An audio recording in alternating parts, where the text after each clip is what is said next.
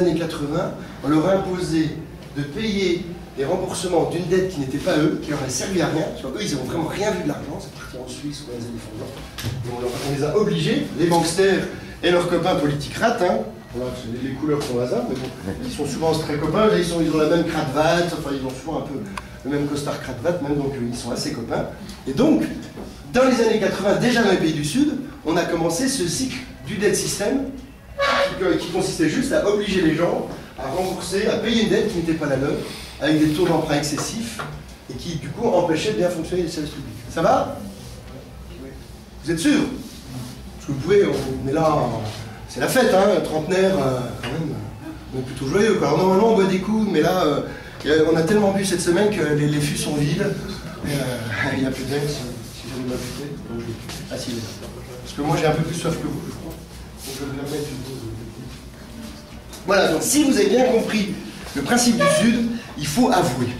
C'est que les gens à l'Ouest, on va voir qu'ils ont été soumis au même problème, mais dans les années 70-80, ils ne sont pas trop occupés des pays du Sud. À part Feu CADTN et quelques ONG, on n'en parlait pas trop, parce que bon, c'était loin, c'était au Sud, c'était pas des gens vraiment comme nous. Et puis voilà, on était assez égoïstes à l'Ouest, hein. Je ne sais pas si vous vous souvenez, les anciens de l'Ouest, on peut le dire. Donc heureusement, entre guillemets, comme le debt system s'est mis dans les pays du Nord, comme on va le voir là, du coup on s'en est un peu occupé aussi, puis on a vu que ce qui se passait dans le Sud depuis longtemps, qui faisait beaucoup souffrir les pays du Sud, bah, ça arrivait au Nord aussi. Donc c'est la suite. Alors, autre question pour les étudiants en histoire postmoderne, on verra un petit peu ça. Que s'est-il passé dans les pays du Nord pour commencer à installer le debt system? Ça c'est assez intéressant. Vous suivez là les étudiants? Je trouve un petit peu en orphe, vous avez trop fait la fête depuis une semaine. Parce que... Et je vous rappelle que l'examen d'histoire postmoderne, c'est quand même dans 3 mois. Donc il faudrait un peu être sûr. Alors bon, je vous souffle la date. Que s'est-il passé en deux... je me suis trompé. Le jeu de suivant. C'est mon petit-fils qui m'a eu le bazar dans mes notes, je suis sûr. Il veut se venger que je vais piquer ses cours d'histoire postmoderne. Alors, en fait, la date, elle est là. Ah non, elle n'est pas là. C'est pas grave. En gros, en 1980... Non, c'est même les années 70. Ah, c'est vous qui devriez me souffler. Que s'est passé en 73 exactement dans un pays à l'ouest, par exemple au hasard la France? On en parle un peu beaucoup en ce moment. Pardon? Alors, il y a eu le choc pétrolier, c'est vrai. Il faudrait que je l'intègre. Mais c'est pas ça dont je voulais vous parler. Par rapport au debt system... L'interdiction d'emprunter à la banque. Ah, j'en vois qui ont révisé. Parce qu'il faut quand même comprendre que les banksters et leurs copains politicrates, les banksters surtout qui aimaient bien l'argent, ils voulaient gagner plus d'argent. Et pour gagner de l'argent, parce que c'était vraiment toujours plus, hein, ils avaient une sorte de toxicomanie à l'argent, c'était leur propre. Et à un moment, ils ne gagnaient plus assez, ils se sont dit, bah, il faut qu'on trouve un système, donc le debt system, pour gagner plus d'argent. Ils se sont dit, mais si les États arrêtaient d'avoir une banque centrale qui prête de l'argent, et ben, du coup, c'est nos banques privées à nous qui peuvent prêter de l'argent. Donc ils ont inventé ça, ils ont dit, bah, les banques centrales, on va leur interdire de prêter. Alors, on les laisse, hein, ça fait joli, c'est un gros bâtiment avec des lumières partout, c'est joli, mais elles ne pouvaient plus prêter d'argent. Hein, ça c'est, alors en France, c'est Giscard Foirus, un pompier Foirus. C'est il y a très longtemps, mais c'est une bonne histoire. On a fait ça en 1973. Voilà. Donc ça, c'est une première stratégie des banksters pour assécher un peu les recettes de l'État, donc obliger à plus d'emprunts. Ensuite, quelle autre stratégie ils ont inventé, les banksters? Bon, je vais vous souffler, je vais être sympa, parce que je vois que vous êtes un peu... Ça vous évoque quoi? Une niche. Une niche? C'est une niche fiscale. C'est ce qu'on appelle les fisco-fuites. C'est-à-dire qu'en fait, puisqu'on parle des impôts, c'est aussi un peu la fiscalité, les gros riches, non seulement ils voulaient gagner beaucoup d'argent, mais ils voulaient pas en perdre. Les trop riches, maintenant, il y a une précis. Ils ne sont pas spécialement gros, mais ils sont dans le trop, c'est sûr. Donc pour que les trop riches soient encore plus trop riches, il fallait qu'ils payent moins d'impôts. Et donc pour qu'ils payent moins d'impôts, on a inventé les fiscaux. Enfin, ils ont inventé les fisco-fuites. Donc les niches fiscales. Alors il y en a une où il y avait différentes façons de ne pas payer d'impôts. Il y avait celle-ci surtout. Hein, là, vous reconnaissez tout de suite. Voilà, un paradis fiscal. Vous voyez, c'est beau, hein, sous les cocotiers, tout. Bon, il y a un peu de béton derrière. Et un paradis fiscal, ça servait à quoi? Entre autres, hein, parce que les trop riches, ils avaient leur argent un peu partout. Ah oui, hein, l'argent sale, il faut le laver. Parce que les trop riches, c'était quand même beaucoup de mafiacrates, des dealers de vraies drogues. Bon, il y avait quand même, hein, on a bien vu, vous savez, il y a 50 ans à Chypre, par exemple, je ne sais pas si vous vous souvenez, à Chypre, l'île faisait faillite, c'était que des banques quasiment, faisaient faillite parce que les mafiacrates russes s'étaient fait un petit peu, enfin, je ne sais plus, mais on verra ça dans le débat. Je crois que je perds un peu ma tête parfois, je comprends. L'essentiel, c'est de se souvenir que dans les fiscaux fuites, il y avait les niches fiscales, les paradis fiscaux et leur système de lavage d'argent sale. Alors, justement, pour baisser les impôts, hein, puisqu'il s'agit que les trop riches soient toujours plus trop riches, qu'est-ce qu'on a inventé? On tue les pauvres. On les baisse. Déjà, bon, ça, vous comprenez bien que pour un trop riche, c'est pas cool de lui faire payer des impôts spécifiquement pour lui qui est fortuné. C'est pas sympa. Parce que le trop riche, quand même, il faut le comprendre. Il veut être trop riche, après tout. Chacun son truc. Donc on va quand même supprimer ou vraiment baisser cet impôt-là pour être sympa avec le trop riche. Ensuite, on va faire quoi? Parce que le trop riche, il a des usines, mais si l'impôt sur les sociétés est trop élevé, il va dire bah, je me casse, hein, je vais me délocaliser. Parce que bien sûr, il s'est arrangé pour que les pays ne puissent pas avoir la même fiscalité, ça aurait été trop simple. S'il y avait eu les mêmes impôts partout, bah, ils n'auraient pas pu partir. Mais ils ont fait ce qu'ils appelaient la concurrence fiscale, le dumping fiscal. Donc on a été obligé de payer et de baisser pardon, les impôts des entreprises, sinon les trop riches allaient se casser. Par contre, cet impôt-là, on pouvait l'augmenter quand même. Parce que vous savez, la TVA, c'est l'impôt le plus injuste. D'ailleurs, il a disparu, hein, c'est pour ça que vous ne l'avez pas reconnu. Mais c'est un impôt très injuste, parce que tout le monde paye pareil. Donc, quand on est trop riche, la même somme, ça vaut rien, alors quand on est très pauvre, la même somme, c'est beaucoup. Donc on augmente la TVA, parce que ce qui est bien avec la TVA, c'est que ça fait payer surtout les pauvres. Et quand les pauvres, c'était le discours de la propagandette de l'époque, hein, mais les pauvres, c'était bien leur apprendre ce que c'était que l'argent. Il fallait qu'ils sachent ce que c'est que l'argent. S'ils payaient des impôts, ça leur faisait du bien. Hein. Souvenez-vous de la propagandette et de médiocrage en 2013. Voilà. Et après, alors ça, c'était assez intéressant. Sur ces impôts-là, qu'est-ce qu'on avait trouvé? En fait, on découplait. Il y avait les impôts que continuait à payer le bon peuple, donc le plus haut possible. Et puis il y avait, vous reconnaissez tous, le parachute doré par contre, il faut quand même que les trop riches ils puissent se poser en douceur. Hein, donc on va les baisser. Donc ça c'est les parachutes dorés. Alors je vous rappelle quand même, l'argument des trop riches, vous vous souvenez, c'était de dire oui d'accord on est très riche, mais on va ruisseler. Vous vous souvenez, en économie ils avaient ça le trickle-down effect je crois, enfin je parle du contrôle des ambitisations. En fait c'est le ruissellement, on est trop riche mais on va ruisseler sur les trop pauvres, et donc du coup bah, on aimerait être sympa quoi. Sauf que je ne sais pas si vous vous souvenez les anciens, mais en 2013 et même jusqu'en 2033, le ruissellement, on n'a pas vu ça plutôt ruisseler du côté des banques quoi. Hein. C'était une façon à peine déguisée de dire qu'ils voulaient nous laisser les miettes. Donc c'était un peu de la blague.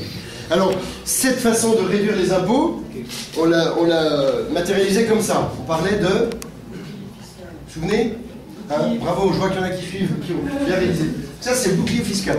Hein, en fait, derrière le bouclier fiscal, il y a... pour continuer à couper dans les impôts. C'est logique. Donc, ce qu'on voit là, c'est qu'on a un pays. Donc ça, c'est par exemple la France, hein, des foires russes de l'époque. On a un pays qui a plus de ressources propres par l'emprunt, qui a de moins de ressources par l'impôt, 4 jours des dépenses fixes. Donc qu'est-ce qui se passe? Bah ouais. Qu'est-ce qu'il faut faire?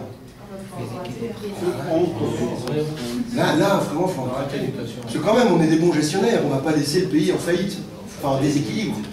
C'est pas de notre faute, hein. D'ailleurs, vous savez ce qu'il disait, la propagandette, il disait, mais ouais, mais c'est que vous vivez au-dessus de vos moyens. Hein, pourquoi toutes ces dépenses? Ils nous ont même fait croire qu'on avait dépensé plus qu'avant. On a bien vu dans les études qu'on n'a jamais augmenté les dépenses publiques, on a juste baissé les recettes publiques. Et ils nous ont fait croire, bah ouais, mais voilà, c'est déséquilibré, il n'y a plus de sous, il faut payer. Et donc, qu'est-ce qu'on a fait? Bah, qu'est-ce qui nous oblige à faire? Les bons machins. À payer, à emprunter pour payer. Et on empruntait à qui? Pardon? Voilà, on empruntait de l'argent aux banques privées. Et du coup, si on empruntait cet argent, qu'est-ce qu'il fallait faire? Ah ouais, rembourser. Alors voilà, là on va voir ce qui s'est passé dans le sud, hein, parce que c'est le même système. C'est du vieux scratch. Alors là, il y a un problème quand même. Il faut baisser les dépenses. Ouais, parce que bon. Alors, en fait, c'est pas très grave, parce que l'école, est-ce que ça a vraiment besoin d'être public? Non. Bon, là, je vous fais le discours de la propagande hein, de l'époque. Parce que l'école, en fait, ça sert à quoi? Ça sert à éduquer des enfants. Mais est-ce que les enfants pauvres, ils ont besoin d'être éduqués? Ça ne sert à rien, ils sont pauvres. De toute façon, ils seront au chômage, ils seront malades très tôt, ils vont mourir très tôt.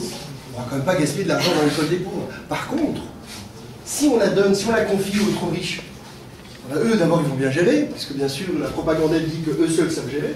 Et puis les enfants de trop riches, ils seront bien élevés, tant mieux, comme ça ils feront plein de trop riches bien élevés, à bien éduquer, à palper. Et puis ça fera de l'argent aux trop riches, et c'est justement ce qu'ils veulent. C'est cool, non? Et puis là, regardez, grâce à la privatisation de l'école, hop, budget équilibré. Bien joué, non? Si encore c'était que l'école, on va voir que ça n'a pas suffi. Donc, est-ce que vous voyez bien la situation? Là, on rejoint la situation des pays du Sud, 30 ans plus tard, hein, un peu d'oubli. On est dans un pays du Nord qui a volontairement, dont les gouvernants très copains avec les banksters, se sont dit on empêche les banques centrales de créer de la monnaie, on baisse les impôts, parce que quand même les trop riches, il ne faut pas qu'ils aient trop d'impôts sur la tête. Du coup, on a un déficit, on emprunte de l'argent, mais il faut le rembourser. Donc, pour équilibrer, on va baisser les dépenses. Et on va quand même devoir, parce qu'en fait, si on va voir que ce système, il va être obligé de continuer un peu, parce qu'ensuite, si on baisse trop les dépenses là, en fait, le système est un peu continu, voilà, c'est ça qui me manquait. C'est que, pour emprunter aux banques privées, qu'est-ce qui était la référence pour fixer les emprunts aux banques privées? Les agences de notation. Voilà, les agences de dénotation. Hein, comme ça qu'on appelle dans l'histoire postmoderne. Parce qu'elle dénotait bien l'esprit du système, et en plus elle baissait toujours les notes. C'est vraiment de la dénotation. Et donc qu'est-ce qu'elle faisait? Les agences de dénotation, bon, elles baissaient, elles disaient à leurs petits copains, les marchés financiers, ah ben ce pays-là, quand même, il n'est pas très fiable, hein, il a mis du temps à rembourser, donc ça serait bien qu'on lui fasse comprendre qu'il doit payer un peu plus. Hein. C'est comme ça qu'elle faisait des agences de notation. Et pour lui faire comprendre, hein, parce que c'est une question de pédagogie, hein, vous vous souvenez du jargon de l'époque, hein. Bon, voilà, on va lui montrer les intérêts. Hein. Comme ça, il va comprendre que l'argent, quand même, ça a de la valeur, hein, que c'est même la valeur par exemple. Et donc, si on lui montre des intérêts, ben, on va l'obliger à être un peu, comment on disait à l'époque, un peu vertueux, c'est ça, non? Ces enfoirés de banksters qui parlaient de vertu, quand même. C'était fort. Donc voilà, pour être vertueux, eh ben, on augmente les intérêts, du coup on est même obligé. Et du coup... Ouh là là, pardon. C'est toujours des remboursements. Voilà, du coup, c'est ce que je vous disais tout à l'heure. Il n'y a plus de place, quoi. Bon, en fait, la santé. Souvenez-vous du discours de la propagandette de l'époque. Est-ce que c'est vraiment important que la santé soit un service public? Si c'est un service public, ça permet de soigner gratuitement les gens. Mais est-ce que c'est nécessaire vraiment de soigner, enfin dépenser beaucoup pour soigner les pauvres? Les pauvres, ils sont pauvres, mais c'est un peu de leur faute. On les laisse craquer. Ils avaient qu'à être riches. Si les pauvres étaient riches, ils se soigneraient. Vous êtes d'accord? Laisse-les crever. Voilà, là j'en fais un peu trop, mais c'était effectivement le discours de la propagandette de l'époque quand même. Hein. Donc, ça vous choque, je suis content de le voir, ça vous choque, parce que vous êtes d'une autre culture, mais souvenez-vous, au médiocrage, tout le monde n'était pas choqué par ce discours. Beaucoup l'acceptaient en disant, bah oui, c'est comme ça, c'est la vie, l'État gère mal, le privé c'est mieux, et hop, on privatise la santé. Comme ça, les gros riches, mais ils sont encore plus riches, parce qu'ils se font de l'argent sur la santé, leurs enfants sont bien soignés, et puis ma foi, les pauvres, bah, hein, on peut pas tout avoir quand même. Pardon? Bah oui, bah oui. Voilà. Et là, du coup, moi je ne l'avais pas fait, mais on était déséquilibré, et hop, hein, voilà, grâce à cette privatisation salutaire de l'école et de la santé, on a maintenant rééquilibré. Sauf que ça devient un petit peu compliqué tout ça, parce que vous voyez bien qu'à chaque fois, il faut pédaler au milieu pour assurer cette boucle. Ah, on va avoir un embouteillage de scratch. On va y arriver. Hop, hop, hop, hop. Il faut rembourser cet argent emprunté avec des taux d'intérêt supérieurs. Il faut rembourser. Donc il faut travailler. Mais comme on voit que souvent ça ne suffit pas parce que ça continue à s'emballer, il va falloir emprunter encore pour continuer à équilibrer le budget. Mais cet emprunt, il va falloir le rembourser. Et du coup, ça va baisser les dépenses là. Le budget est encore déséquilibré. Ça commence à devenir un petit peu infernal ce système. Donc ça, c'est une vieille image, oui, je vous explique, que j'explique aux jeunes l'année après les années 40, 2040. Ça s'appelait les Shadocks. Hein, donc les Shadocks, c'est un vieux truc, il y a très longtemps. Ils aimaient bien pomper. Les Shadocks pompèrent et les banksters prospèrent, par exemple. Un slam comme ça.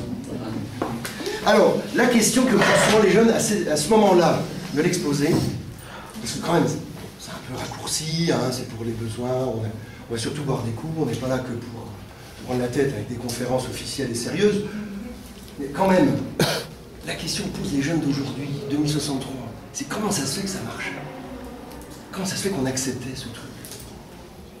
Vous vous rendez compte l'espèce d'arnaque dans laquelle on était, cette escroquerie? Et pourquoi ça marchait? Pardon? Comment ça se fait que vos ancêtres, vos arrière-grands-parents, d'il y a 50 ans, en plein médiocrage, en 2013, hein, vous les jeunes quand même, hein, comment ça se fait que vos arrière-grands-parents, et de bonne foi, hein, et que tous les gens autour acceptaient le net system? Il n'y avait pas d'alternative. Voilà, on leur faisait croire qu'il n'y avait pas d'alternative. Donc c'était ce qu'on appelle la propagande. Et derrière la propagande, qu'est-ce qu'on utilisait surtout? La voilà. On disait aux gens, mais c'est votre dette. Ah, c'est votre dette. C'est de votre faute. Vous avez vécu au-dessus de vos moyens. Donc, puisque c'est votre dette, il faut assurer, il faut rembourser. Alors, TF merde, 17 millions de cerveaux lavés tous les soirs, avec la culpabilité derrière, ça marchait bien. Hein, puis il y avait tous les discours, la Fillon Nocchio, Sarko Nocchio, puis après Hollande Nocchio, Héro Nocchio, tous les gens de l'époque qui me disaient, ben ouais, c'est la dette, mais voilà, il faut la payer. Alors j'avais un nez, mais je l'ai oublié, mais bon. Donc, vous voyez quand même, c'était efficace, hein, parce qu'à l'époque, on n'était pas si bête que ça, il y a 50 ans, en 2013. Hein, on essayait de comprendre. On a 8 ans, mais on n'a pas pris.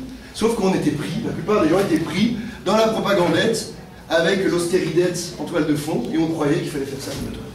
Alors déjà là, vous voyez, ça craint un peu. Alors surtout que la propagandette, elle nous faisait croire à cette dette-là, mais il y a une dette qu'elle n'évoquait pas. Il y a d'autres dettes, les vraies dettes de l'époque, du médiocrage. C'était quoi les vraies dettes? Ça, c'est ouais, c'est là-dessus. Mais bon, les jeunes d'aujourd'hui, ils savent ce que c'est les dettes. C'est celles que vous avez. Là, vous, les jeunes d'aujourd'hui, en 2063, qu'est-ce que c'est les dettes que vous avez vraiment remboursées? C'est plus l'histoire d'argent. Légitime. Non, c'est fini tout ça. 2033, les dettes, on a cassé le dette système, on va voir un peu après. Les vraies dettes d'aujourd'hui, je vais vous souffler un peu quand même. Ah ouais, ça c'est nous, hein. C'est nous les papis quand on était jeunes en 2013, on s'en est bien mis la panse, hein, mais j'ai des traces encore. Bah, du coup, on nous en a mis partout, et ça c'est la planète salopée, ça c'est une vraie dette. Hein? Et puis quoi d'autre? Peut-être même pire. Parce que comme on a tellement vécu au-dessus de nos moyens, alors ça je vais faire un test. Tous les coups, ça qu'est-ce que c'est? J'entends mouton, quoi d'autre? Vache. En fait, on ne sait pas ce que c'est vache. Ah bah si. Alors j'entends vache, j'entends ours, j'entends mélange. Il ne faut pas exagérer quand même, c'est un expert graphiste qui l'a dessiné. Quand même. Assumez votre indécision et ne faites pas porter la culpabilité de dessin à 4 auteurs. Une chimère. J'entends chimère, c'est très méchant. Alors, c'est très simple, c'est toujours pareil, ce test marche à chaque fois. Ceux qui voient ici un mouton sont ceux qui sont nés après les années 2040. Parce que ceci est un ours polaire. Typique, authentique, sa photo, qui a disparu en 2030, je ne sais plus c'est quand. 32, voilà. 2032, disparition des ours polaires. Et pourquoi les ours polaires ont-ils disparu? Réchauffement climatique. Voilà, donc c'est ce qu'on appelle la biodiversité. C'est que depuis, le médiocrage a constitué surtout à faire disparaître plein d'espèces vivantes, la biodiversité, et en particulier à cause de cet autre objet que les jeunes d'aujourd'hui connaissent plus, la banquise qui a disparu. Aussi pareil, c'est ça le 2030 aussi, hein, mais ça je vous laisse. C'est important pour vous de savoir que voilà, la vraie dette qu'on laisse nous, les anciens qui étions pétillants en plein médiocrage, et qu'on laisse maintenant à vous, les jeunes de 2063, c'est l'écolodette, la biodiversité, la climatodette, et puis peut-être la pire de toutes, quelle est la pire des dettes qu'on vous laisse? La nucléodette. La nucléodette, au fond. Ça, vous en avez, les cocos, vous en avez pour des milliers d'années. Ces cacas nucléaires qui sont un peu partout, ça c'est nous, il faut le dire. Enfin, depuis l'époque des champignons nucléocinogènes des années 110, on s'est mis à fabriquer plein de cochonneries nucléaires partout. Voilà, la nucléodette, ça c'est de la vraie dette. Vous croyez que la propagandette, elle allait parler de la vraie dette? Non, elle parlait de la fausse dette. La dette d'argent qui en fait ne vaut rien, mais qui était bien utile pour que les banksters continuent à s'en mettre plein les feux. Ça va, vous suivez? Alors on va finir, enfin on va passer à la partie la plus intéressante parce que non seulement ce système fou, des shadows qui pompent et des banksters qui prospèrent, a été bien installé dans les années 80, mais en plus, il y a un moment où ça s'est vraiment aggravé. Vous vous souvenez, alors, peut-être soit les anciens se souviennent, soit les jeunes l'apprennent dans leur cours d'histoire postmoderne. Qu'est-ce qui s'est passé? En quelle année? Waouh, trop fort. 2008. 2008, que s'est-il passé? Donc juste, on était déjà en plein médiocrage. Hein. On rappelle. Hop, hop. 2008, que s'est-il passé? Le krach des banques. Pourquoi? Des banques privées, hein. Banques privées qui ont été très malades d'un coup. Et pourquoi les banques privées étaient malades? Spéculation. Parce que les banquiers, ils ont spécu-triché. Ces gens spéculés, ils se sont foutus partout. Vraiment partout. Non, vraiment. Et ils ont continué à tricher comme des gorées. Mais à un moment, ça s'est un peu cassé. Alors bon, je ne vais pas vous faire le truc, j'ai oublié, mais il y avait les actions pourries, en plus il y a beaucoup d'anglais. Donc ils ont tellement triché que ça commençait à se casser la figure. Alors qu'est-ce qu'ils nous ont dit, nos copains, les autres crates, là, les politicrates, qu'est-ce qu'ils ont dit qu'il fallait faire? De toute urgence. Sauver les banques. Les banques. Sauver. Sinon, c'est la fin. Enfin, la fin des banques privées, bon, maintenant qu'il y en a plus, on voit bien que c'était vraiment inutile. À l'époque, la propagandette nous faisait croire que les banques privées, il y en a vraiment besoin. Et du coup, qui c'est qui a sauvé les banques? Les États. Pas fou, hein? Par l'emprunt en plus. On a emprunté 1000 milliards d'euros en 2008. Je ne sais pas si vous vous souvenez. Hallucinant. Bah bon, l'euro a disparu. Je ne sais pas combien ça fait maintenant. C'est quoi? En euro-renard. En euro-renard. En euro-renard, je ne sais pas combien c'est, mais. Alors là, qu'est-ce qui s'est passé là? Il a fallu payer, il a fallu rembourser. Bon. C'est un dernier service public. Alors, on ne peut plus le payer, mais on ne peut pas non plus le faire disparaître parce qu'à l'époque on disait c'est régalien. C'est quand même bien d'avoir des pompiers. Alors qu'est-ce qu'on a inventé? Le PPP, le pompier public-privé. Vous vous souvenez pas? Pile entre les deux. Entre le bankster et l'État. On met. Alors ça avait tout l'apparence d'un truc public, sauf que c'était le bankster qui payait, qui se faisait payer un emprunt. Enfin, vous savez, les PPP, il y en a certains qu'on finit à peine, enfin, qu'on a fini de payer en enfin, qu'on a arrêté, parce que c'était une autre façon d'escroquer, de piller les gens. Tu sais, les hôpitaux qui ont coûté très cher, mais qui coûtent très cher après, parce qu'ils sont remboursés par des loyers, ou les autoroutes, tous les PPP foireux, de tous les politicrates menteurs de l'époque. Voilà, ça c'est typique, hein. Voilà, c'est pompier public-privé, mais il y avait d'autres pays public-privé. Et donc, déjà là, on était un peu énervés, parce qu'ils avaient quand même beaucoup triché, mais quand on a sauvé les banques, qu'est-ce qui s'est passé après? On les a sauvés quand même, grâce à l'emprunt public. Est-ce que vous croyez que les banksters, ils sont dit, bon, on a un peu déconné, on va faire gaffe? Qu'est-ce qu'ils ont fait? Ils ont continué à tricher, à se goinfrer de stock Pluton, de bonus options, de parachutes dorés, ils ont continué. Et alors, qu'est-ce qui nous a vraiment énervé? Vous vous souvenez de ce qui nous a énervé? L'information que Feu CADTM a sortie dans les années 2011. Vous ne vous souvenez pas? Alors, je vais vous souvenir. C'est qu'en fait, les banques privées qui payaient à des taux abusuraires les États pour rembourser des emprunts qu'ils étaient obligés de faire pour rien, juste pour rembourser la dette et éventuellement enrichir les banksters, parce que comme ils ne payaient plus d'impôts, ben, ils pouvaient prêter de l'argent, ça servait aussi à ça. Qu'est-ce qu'on s'est rendu compte? D'où venait l'argent que les banques privées utilisaient et prêtaient? La banque centrale. Et ouais, parce que la banque centrale, elle est tombée. Là, je crois que pour les bretelles, c'est la fin. La banque centrale, qui ne pouvait plus prêter aux États, je vous rappelle, à qui elle pouvait toujours prêter? Pardon? Aux banques privées. Ah, ça pompait alors. Je crois que je demandais à mon apprenti spontané bénévole en tout cas de venir. En fait, il faudrait que tu accroches celui-là là. Et celui-là en bas. C'est très subtil, hein? Il faut que je cherche.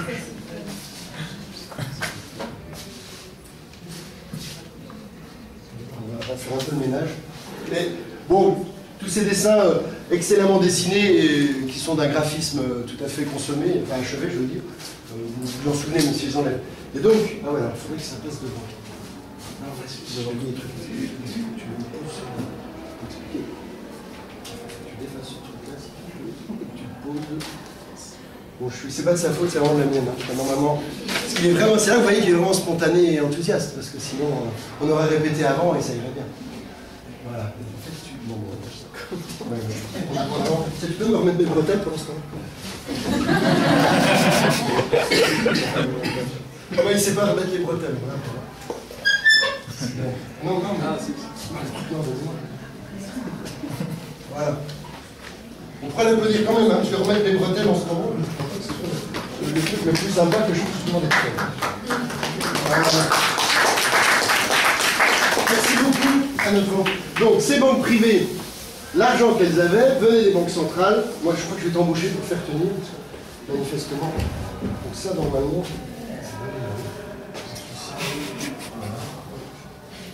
Et je crois qu'on a encore besoin de ces notes.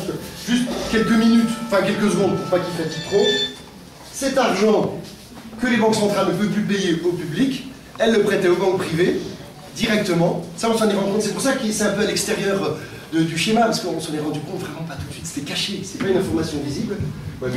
Et en fait, elles prêtaient à quel taux en plus? Des taux ridicules.